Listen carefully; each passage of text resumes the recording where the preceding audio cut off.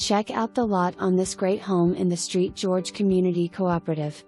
This one will need some work, including new flooring/plywood, some floor repair, and one wall.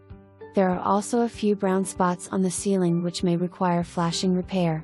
But some of the work has been done for you, including new windows and a newer furnace. The thing that will make you love this home is the lot that it is on and the nice open feel.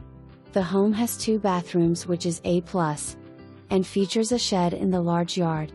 If you're not afraid of a little work, then this could make a fantastic home for you.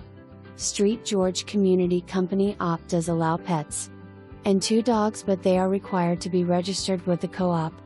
Park rules and application are attached to the listing. Seller and their agent have limited knowledge.